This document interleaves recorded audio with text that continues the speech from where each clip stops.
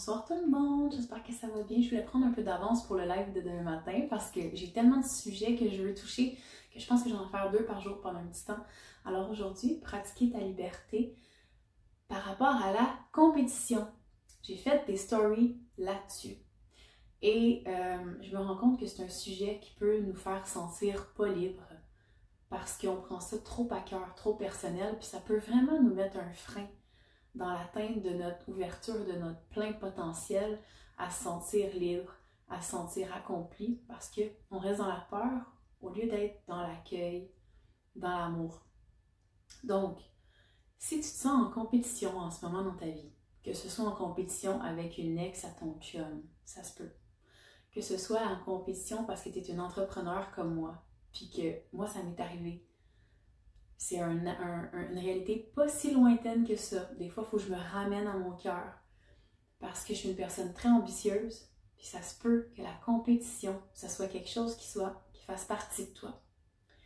Mais je pense pas que la compétition, c'est quelque chose... Je pense que la compétition, c'est... si on a besoin de dépasser quelqu'un d'autre que soi-même, c'est parce qu'on a peur de ne pas être assez. On a peur de ne pas être à la hauteur.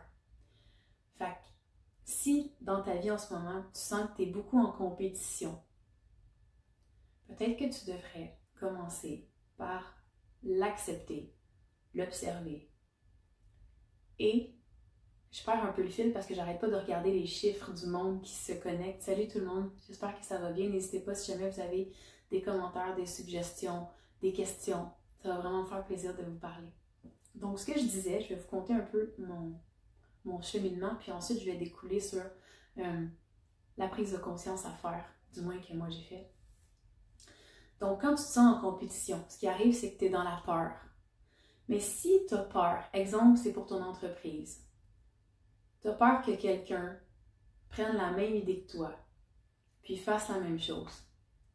Si tu as peur que cette personne-là te dépasse, c'est là que ça vient te heurter. Parce que si tu crois en ta valeur, puis tu sais que tu es quelqu'un d'unique, puis qu'il y a juste toi qui fais les choses de ta façon, tu manqueras jamais de travail. Exemple, quelqu'un qui enseigne comment s'entraîner. Il y en a vraiment beaucoup des coachs dans la vie. Mais il y en a plein qui font ça, puis ils ne manquent pas de travail parce que la personne qui va avoir besoin de ce coach-là va être attirée d'abord par la personne. Donc, il y a autant de personnes qui ont besoin de toi, qui ont besoin de l'autre personne à qui tu te compares. C'est la même chose avec une blonde ou avec un chum, avec n'importe qui que tu peux te comparer, quelqu'un de ta famille que tu trouves mieux. Dès que tu te compares, ramène-toi à toi. Ramène-toi à tes forces. C'est quoi mes forces? C'est quoi ma valeur? C'est quoi? Pourquoi je le fais telle chose? Exemple pour mon entreprise. Si j'ai peur parce que je me sens en compétition. Bon, si je me sens en compétition, c'est la peur. Donc, je prends les choses personnellement parce que la peur de ne pas réussir, c'est de prendre les choses de façon personnelle. Exemple, mettons qu'il y aurait un prof de yoga qui prendrait le même concept que moi, puis qui ferait la même chose que moi. Si je le prendrais personnel avec mon ego, je serais dans la peur que cette personne-là, mettons, ait plus de succès avec mon idée. Mais si je reviens dans mon cœur, puis mon intention, c'est qu'il y ait de plus en plus de monde qui s'éveille à la conscience, à la liberté. Je devrais être contente que mon idée marche avec elle aussi, parce que mon but, il va être atteint. Mon idée va avoir fait son chemin, puis ça va avoir réveillé des gens. Donc, en fait, c'est parfait. Donc, si tu te ramènes à l'intention, si tu te ramènes à ta valeur profonde, ta vraie valeur de cœur, c'est pas de réussir d'être la meilleure ou le meilleur. Ça, c'est l'ego. Ce que tu veux, c'est le message derrière qui est porté. La chose vraiment importante pour toi. Donc, ça s'applique dans tout. Donc, laisse pas l'esprit de compétition faire de toi quelqu'un qui est plus aligné à ses valeurs. Laisse-toi pas devenir non libre parce que tu deviens focus sur le résultat au lieu de te rappeler du pourquoi tu le fais.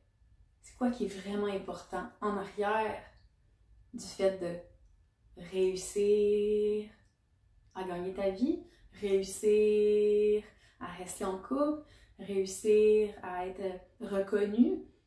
Essaie de voir qu'est-ce qu'il y a en arrière, puis ramène-toi au vrai de vrai pourquoi. Donc, je vais aller voir si vous avez des questions. J'ai eu de la misère à le faire, hein, ce live-là. J'étais un peu fatiguée, puis on dirait que je cherchais mes mots. C'était comme tellement clair avant d'ouvrir la caméra, mais je pense que parce que c'est quelque chose qui est proche de moi encore, ça fait pas si longtemps que j'ai fait cette prise de conscience-là, du moins que je l'ai intégrée, c'est moins fluide encore. Je suis comme entre l'élève et l'enseignant dans ce concept. Voilà, fait que vous me direz est-ce que ça résonne en vous. Et à partir du moment où tu, vraiment que tu es capable, que tu as pris l'habitude de te ramener à ton pourquoi, à ta mission. Exemple, moi c'est, est-ce que ça rend les gens heureux? Est-ce que je suis en train de partager, peu importe à travers qui, puis comment ça voyage? Est-ce que c'est ce que je fais comme répercussion chez les gens? Être heureux, être libre, être conscient. Oui, parfait. Je me libère du reste. Le reste, c'est de l'ego. C'est un besoin de reconnaissance. C'est un besoin de performer. C'est un besoin... C'est pas tant un vrai besoin, en fait. On peut se libérer de ça. C'est pas nécessaire. Mais c'est correct, puis c'est normal de le vivre. Puis il faut que tu te laisses le temps de faire le processus. Ça se peut que ça revienne, puis que ça revienne, puis que ça revienne te challenger. Puis reviens à chaque fois à toi. Tu vas voir, ça va être vraiment léger, puis ça va devenir vraiment agréable. Puis tu vas pouvoir faire des alliances. Vraiment génial. Moi, je l'ai travaillé beaucoup dans mon plus jeune temps avec les belles mamans de mes enfants. C'est devenu des alliés incroyables. Au lieu de voir ça comme une compétition, c'est devenu des personnes, c'est mon team. Et pour mon entreprise aussi. On partage le même message. On est une industrie qui prône le même message, la même volonté. Qu'est-ce que je pourrais donner d'autre comme exemple? Je vois beaucoup, c'est comme si je voyais l'image d'une famille. Je pense qu'il y a beaucoup de membres d'une famille, peut-être des enfants qui peuvent se comparer entre eux. Puis ça peut durer pendant longtemps à l'âge adulte. De se rappeler que chaque personne a son rôle à jouer. Reconnaître tes forces, reviens dans tes valeurs. C'est vraiment ça la clé. Et de reconnaître l'autre, non pas comme une compétition, mais comme « Wow, c'est beau ». Si je le reconnais ça en elle, je n'ai pas à en avoir peur. Si je le reconnais, c'est parce que je l'ai en moi. Fait c'est ça. Laisse pas la compétition faire que tu te sens pas libre. Pratique la liberté de cette façon-là.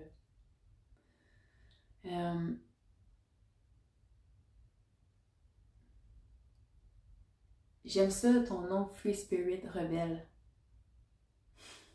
Salut Sarah. Donc voilà. Bonne nuit.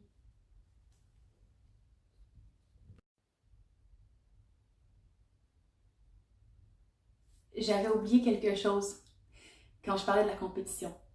Un autre angle de vue qui peut être vraiment intéressant, ça c'est vraiment le fun, c'est que peu importe si c'est pour ton travail ou par rapport à une personne, tu peux te dire, ok, je vais mettre mon angle de vue dans le plus grand que. Tu sais quand on dit croire au plus grand que soi.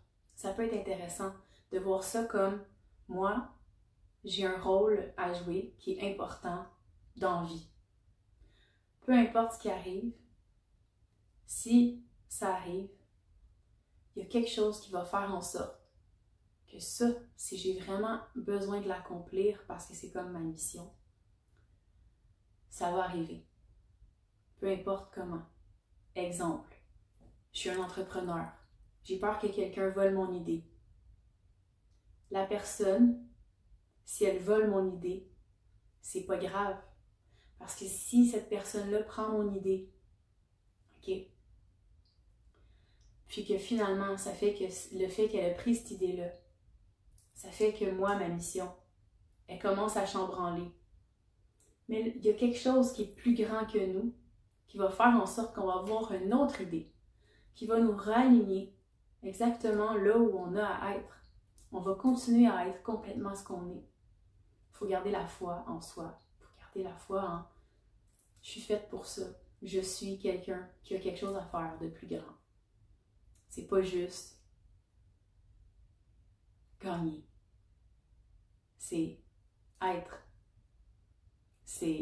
Il faut voir ça pas juste par rapport à nous, mais il faut voir ça par rapport au groupe. On est tous venus donner quelque chose de merveilleux. On a tous quelque chose, même si c'est juste dans notre famille qu'on le partage, même si c'est juste dans un petit cercle, pas obligé d'être at large sur les réseaux sociaux comme que je fais, mais on a toutes une expertise dans quelque chose. On a toutes vécu notre vie, on a toute une expérience, puis on a intégré des choses différentes de tout le monde, des choses semblables, mais on est tous uniques. Ça, puis il y a juste nous qui est capable de l'apporter puis de l'incarner. Ayez confiance en cette affaire-là. Ramenez-vous à ça. Voyez-vous grand. Osez incarner cette partie-là. Là, c'est tout pour vrai.